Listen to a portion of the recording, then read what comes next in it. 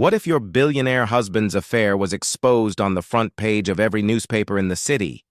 How would you react if you discovered your partner was secretly planning to steal the empire you built? When Victoria Sterling found that shocking bedroom photograph of her husband Alexander with his young mistress, she didn't just get mad, she got revenge. The champagne flute trembled in Victoria Sterling's manicured fingers as she stared at the photograph spread across her mahogany desk. The image was devastating in its intimacy. Her husband Alexander's naked form entwined with another woman, in what she recognized as the master bedroom of their Hamptons estate, the very bed where they'd once whispered promises of forever, where they'd conceived their daughter Emma, where Victoria had nursed him through pneumonia just 2 winters ago. "How long have you known?" she asked her private investigator, Marcus Chen, without lifting her gaze from the damning evidence. 3 months of confirmed surveillance, Mrs. Sterling, but based on credit card statements, travel patterns, and phone records. Marcus shifted uncomfortably in the leather chair across from her. Potentially 8 months, maybe longer. Victoria's laugh was hollow, echoing through the penthouse office of Sterling Media Group, the publishing empire she'd helped Alexander build from nothing 23 years ago. 23 years of marriage, of standing by his side through hostile takeovers and bankruptcy scares, of playing the perfect billionaire's wife at charity galas while secretly funding his risky investments with her family's old money. She'd been the one with the journalism degree from Columbia, the connections in the media world, the vision that had transformed his small financial newsletter into a media conglomerate worth $3 billion. Her name? Victoria's voice remained steady, though her heart hammered against her ribs like a caged bird. Sophia Reyes, 26, interior designer from a small firm in Soho. Single, no children. She's been working on the Hamptons house renovation for the past year. Course.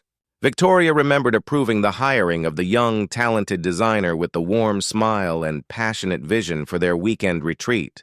She'd been charmed by Sophia's enthusiasm, her fresh perspective on the tired old mansion. Victoria had even invited her to dinner once, watching as Alexander complimented the girl's innovative use of natural light and sustainable materials. She'd thought he was just being polite to someone Victoria obviously liked. How naive she'd been. How utterly foolishly naive. The irony tasted like ash in her mouth. She'd practically handed her husband his mistress on a silver platter. Victoria stood on unsteady legs and walked to the floor-to-ceiling windows overlooking Manhattan. Below, the city pulsed with its evening rhythm. Millions of people living, their ordinary dramas while hers played out 40 stories above. She pressed her palm against the cool glass, watching her reflection overlay the glittering skyline. At 51, she was still beautiful in the way that money and good genes allowed. High cheekbones sharp enough to cut glass, silver threading through her dark hair like expensive embroidery, a body maintained by personal trainers and the best dermatologists money could buy. But apparently it wasn't enough for Alexander anymore. "There's more," Marcus said quietly behind her. She turned, one perfectly sculpted eyebrow raised. In 20 years of working together, Marcus had never delivered just surface-level intel. He was thorough to the point of obsession, which was exactly why she paid him more than some corporate executives made. The prenup. "My sources indicate Alexander's been consulting with divorce attorneys for the past 6 weeks. High-profile ones. Goldstein, Morrison and Associates, they specialize in protecting high-net-worth individuals during asset division." The blood in Victoria's veins turned to ice water. "What else?" "He's been quietly moving funds. Nothing obvious enough to trigger automatic alerts, but there's been a pattern of transfers to offshore accounts. Small amounts, spread across multiple transactions, and—" Marcus hesitated, which was unlike him. "Say it." "He's had meetings with your daughter. Emma's been coming to his office after her classes at NYU. The security footage shows them having what appear to be serious conversations." Victoria's knees nearly buckled. Emma, her brilliant, idealistic 20-year-old daughter who still believed the world was fundamentally fair, who worshipped her father despite his flaws. The thought of Alexander manipulating their child, potentially turning her against Victoria, made something feral and protective roar to life in her chest. How serious are these divorce preparations? Based on the timeline and the people he's consulting with, I'd estimate he's planning to file within the next month. Maybe sooner. The pieces fell into place with crystalline, devastating clarity. Alexander wasn't just having an affair. He was orchestrating a complete coup. 23 years of her life, her ideas, her connections, her family money that had kept them afloat in the early years, and he thought he could simply walk away with everything while she played the role of the discarded older wife. Probably. Portrayed in the media as some ice-cold businesswoman who'd driven her poor husband into the arms of a younger woman. Victoria returned to her desk and picked up the photograph again. This time she studied it with the calculating eye that had made her one of the most feared publishers in New York.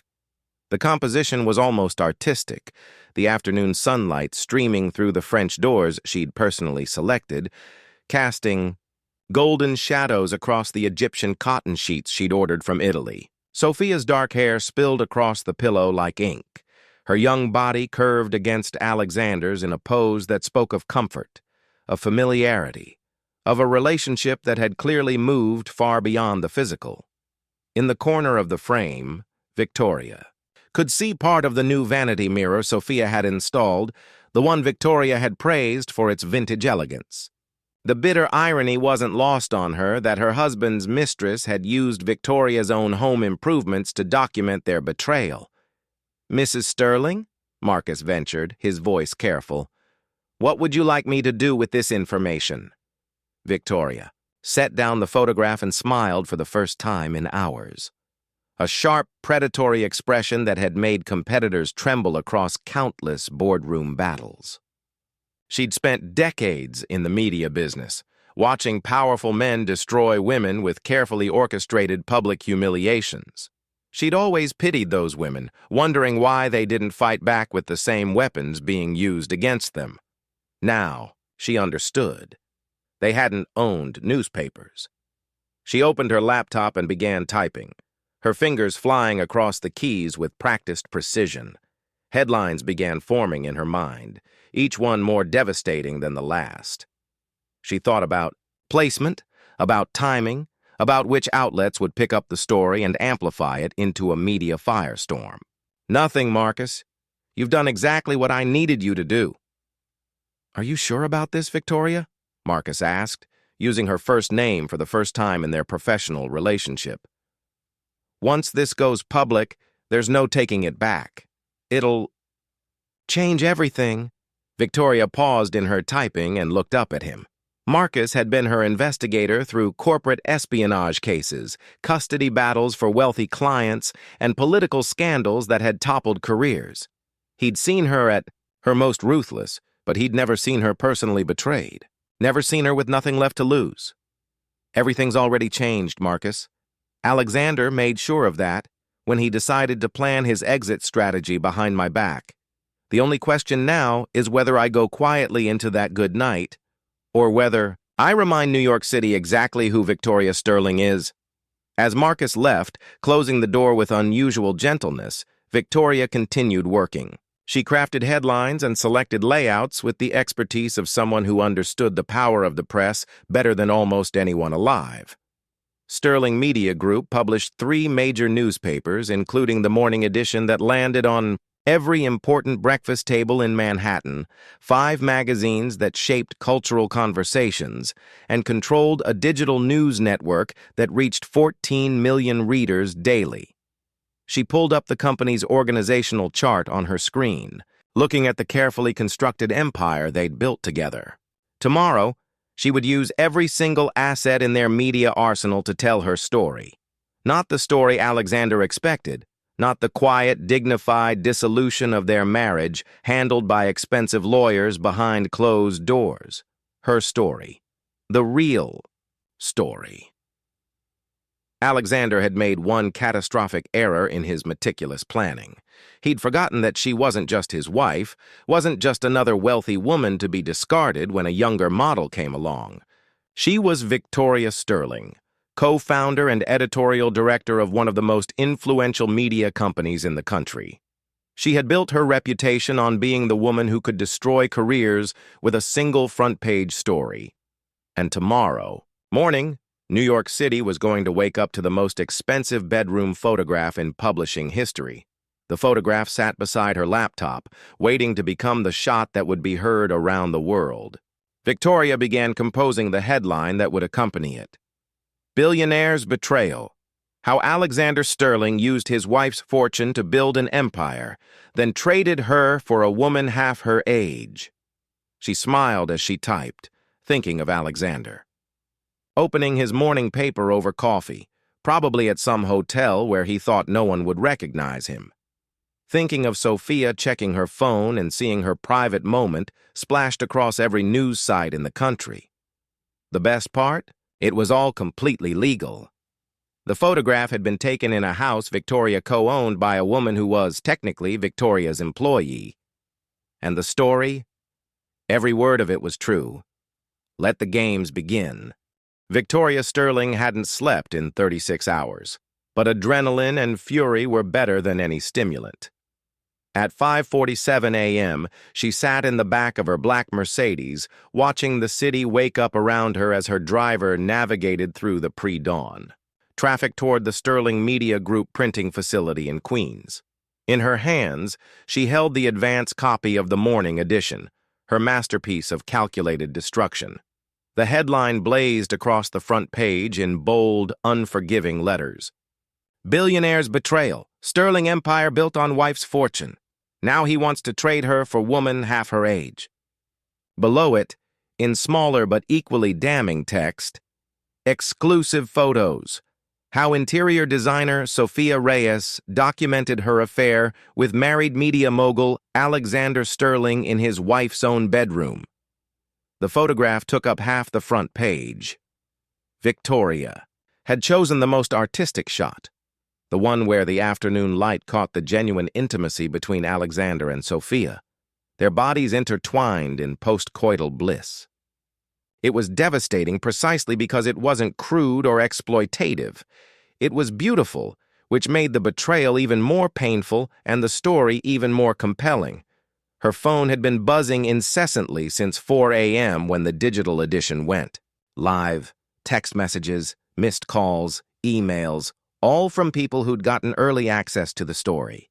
Alexander's name appeared on her screen 17 times in the past hour. She'd blocked his number after the third call. The car pulled up to the printing facility, and Victoria could already see the chaos. News vans lined the street, reporters clustering around the entrance like vultures sensing carrion. Her head of security, James Morrison, met her at the car door. "Mrs. Sterling, the building's secure, but we've got media requests from every major outlet. CNN, Fox News, The Times, The Post. Everyone wants a statement."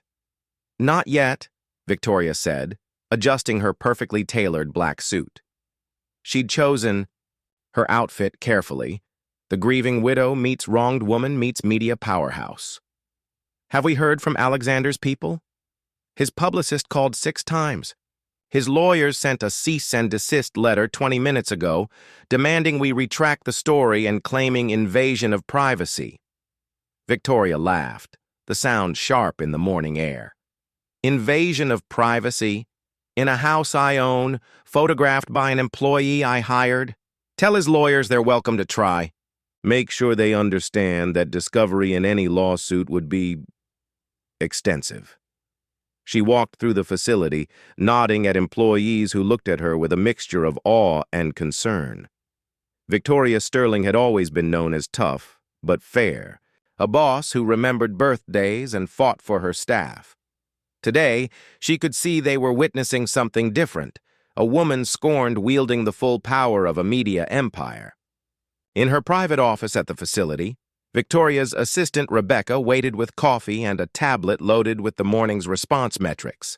The numbers were staggering. The digital version has had 2.3 million views in 3 hours, Rebecca reported, her voice careful and professional. Social media engagement is through the roof. Hire Sterling scandal is trending #1 on Twitter, and the Instagram post has 400,000 likes and climbing.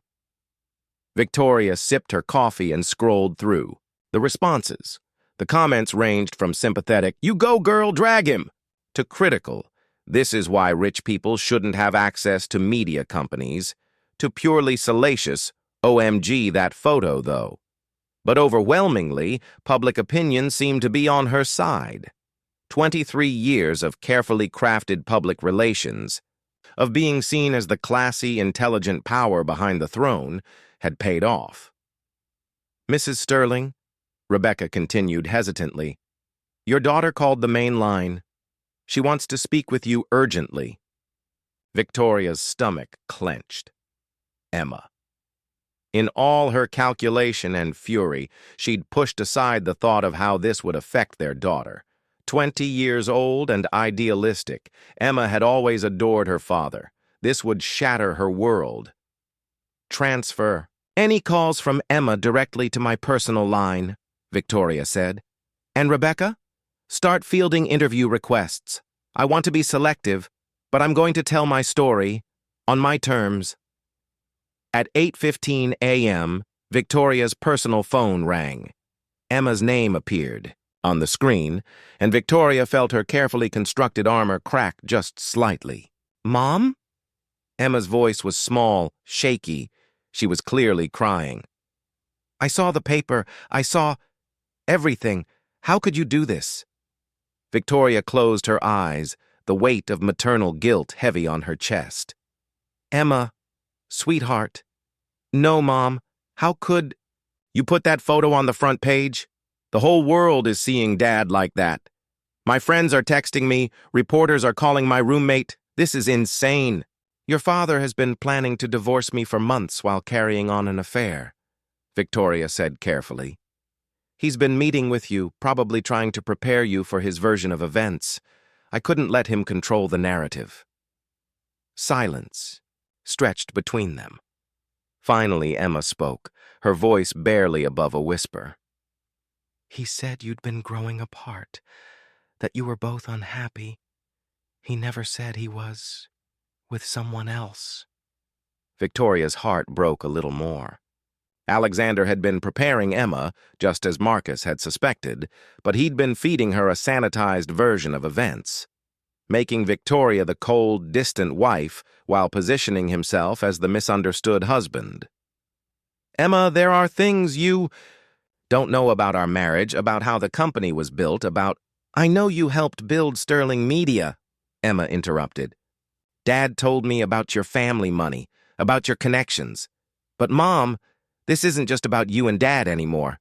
This affects me too. I can't go to class without everyone staring at me. The photo is everywhere." Before Victoria could respond, her office door burst open. James Morrison looked grim as he approached her desk. "Mrs. Sterling, we have a situation. Alexander Sterling is downstairs with his legal team. He's demanding to see you, and he's threatening to call the police if we don't let him up." Victoria looked at Rebecca and James, then at the phone still connected to her daughter. "Emma, I have to go. We'll talk tonight, I promise. I love you." "I love you too, Mom," Emma whispered. "But I wish you'd found another way." The line went dead, and Victoria felt the first real stab of regret since this all began. But there was no time to dwell on it. Alexander was here, and after 23 years of marriage, she knew exactly what that meant. He was in full damage control mode, which meant he was dangerous. "Let him up," Victoria said, standing and straightening her jacket. "But James, I want you and 2 other security officers present. And Rebecca, I want you to record this conversation. Everything he says is on the record now." 5 minutes later, Alexander Sterling burst through her office door like a man possessed. At 55, he was still handsome in the way that money and power allowed. Silver at his temples, gym-maintained physique, a face that had graced the covers of Fortune and Forbes dozens of times. But today, he looked haggard, his usually perfect appearance disheveled. Behind him trailed 3 men in expensive suits, his legal team, Victoria assumed. They looked uncomfortable, probably wishing they were anywhere else but in the middle of this domestic nuclear explosion. "Victoria, what the hell have you done?" Alexander's voice was raw with fury and what might have been panic. "Do you have any idea what you've unleashed?" "I've told the truth," Victoria replied calmly, remaining seated behind her desk. "Something you seem to have forgotten how to do. That photograph is private property. You had no right—" "Actually, I had every right." Victoria's voice was ice-cold now, her earlier emotion channeled into laser-focused anger. "That photograph was taken in a house I co-own by a woman whose employment contract includes a morality clause that she violated spectacularly. Legally, I'm completely protected." One of Alexander's lawyers stepped forward. "Mrs. Sterling, surely we can resolve this privately. My client is prepared to discuss generous settlement terms." "I'm not interested in settlement terms." Victoria cut him off. "I'm interested in making sure everyone knows exactly who Alexander Sterling really is." Alexander moved closer to her desk, his hands clenched into fists. "You vindictive bitch! Do you think this hurts just me? What about Emma? What about the company? You've destroyed everything we built together." "No, Alexander. You destroyed it the moment you decided to betray our marriage and plan your escape with my money." Victoria stood now, meeting his gaze directly. "I just made sure the world knew who really built this empire." "This isn't over," Alexander snarled. "I'll file for divorce immediately. I'll fight you for every penny, every asset. I'll make sure you get nothing." Victoria smiled then, the expression sharp and predatory. "You're welcome to try." "But Alexander, you seem to have forgotten something important. I'm not just your wife. I'm Victoria Sterling, the woman who's made a career out of destroying men exactly like you. And unlike your other victims, I have a very big platform to tell my story." She gestured to the window, where they could both see the media circus gathering in the street below. "This is just the beginning. I have interviews scheduled with 60 Minutes, Good Morning America, and The Times. I'm writing a memoir about how I built this company and how you tried to steal it. I'm going to tell everyone about the early years when my family money kept us afloat, about the connections I brought that made our first acquisitions possible, about every single contribution I made that you've tried to erase from history." Alexander's face had gone pale. "You wouldn't." "I already have." Victoria picked up a thick manuscript from her desk. "It's called The Sterling Deception: How I Built a Media Empire and the Man Who Tried to Steal It. My agent says publishers are in a bidding war already." The room fell silent except for the sound of Alexander's labored breathing. His lawyers exchanged worried glances, clearly realizing that their client had underestimated his opponent catastrophically. Finally, Alexander spoke, his voice hoarse. "What do you want, Victoria?" "I want what's mine. I want credit for what I built. I want Emma to know the truth about who her parents really are." Victoria moved around her desk to face him directly. "And I want you to understand that you can't destroy a woman like me and walk away unscathed." Alexander stared at her for a long moment, and Victoria saw something she'd never seen in his eyes before: genuine fear. He was realizing, perhaps for the first time, that his carefully orchestrated plan had backfired spectacularly. Instead of the quiet, dignified divorce he'd envisioned, he was facing a very public war with a woman who owned newspapers. "This could have been handled quietly," he said finally. "Could it?" Victoria asked. "Were you planning to tell me about Sophia? Were you going to give me credit for my contributions to the company? Were you going to be fair in the divorce proceedings, or were you going to use those offshore accounts and expensive lawyers to leave me with nothing?" Alexander's silence was answer enough. "I thought not," Victoria said. "You made your choice, Alexander. Now you get to live with the consequences." As Alexander and his lawyers filed out, Victoria returned to her desk and looked out at the city skyline. Her phone was ringing again. More interview requests, more reporters wanting her side of the story. The morning edition was selling out at newsstands across the city, and the digital metrics were breaking company records. She'd won the first battle in what would undoubtedly be a long war. But for the first time in months, Victoria Sterling felt like herself again. Not the betrayed wife, not the victim of an affair, but the media mogul who'd built an empire and wasn't about to let anyone take it away from her. The photograph that had destroyed her marriage would also be the weapon that saved her fortune. And sometimes, Victoria thought as she prepared for her first television interview, that was exactly how justice was supposed to work.